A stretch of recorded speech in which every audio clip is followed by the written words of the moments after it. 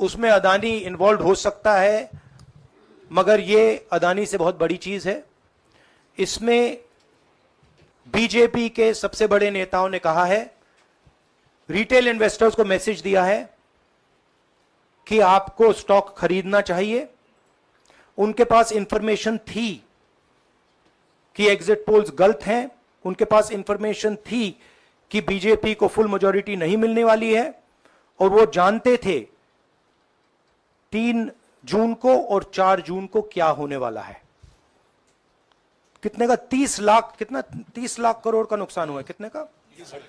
30 लाख करोड़ रुपए का नुकसान हुआ है, और हजारों लाखों करोड़ रुपए का चुने हुए लोगों को फायदा हुआ है।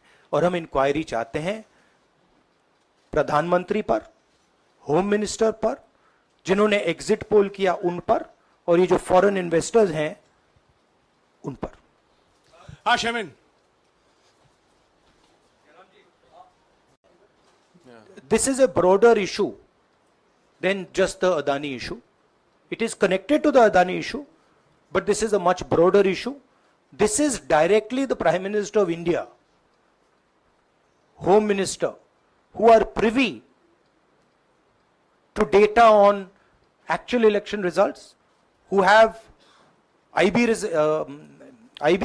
reports, who have their own data, who are advising retail investors to buy stock on the floor. This has never happened before.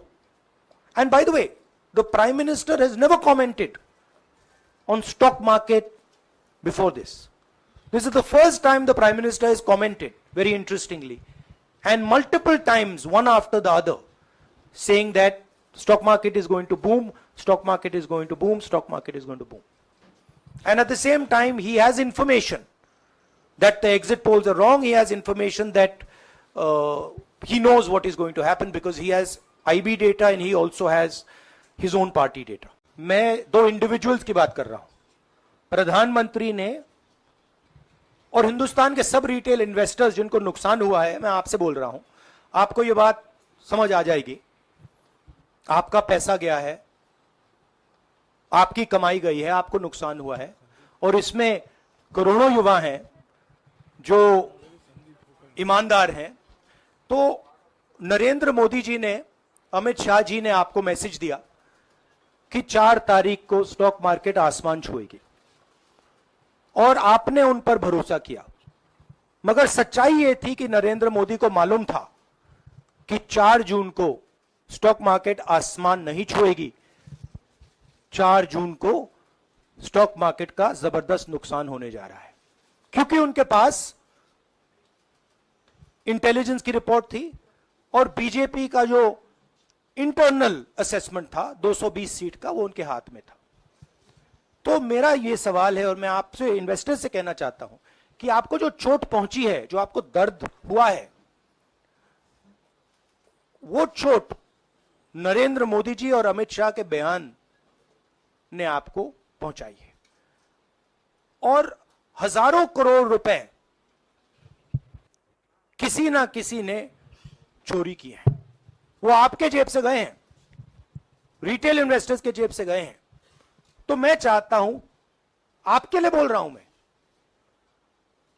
आपके लिए बोल रहा हूं कि इन्वेस्टिगेशन होना चाहिए, पता लगाना चाहिए कि प्रधानमंत्री जी ने, होम मिनिस्टर ने आपको यह गलत इंफॉर्मेशन क्यों दी, और ये कौन लोग हैं, इन्वेस्टर्स जो हैं, फॉरेन इन्वेस्टर्स हैं, जिन्होंने इस दिन फायदा उठाया। ये देखिए ग्राफ है, ये रेड चार्ट जो है, इसको देख लीजिए।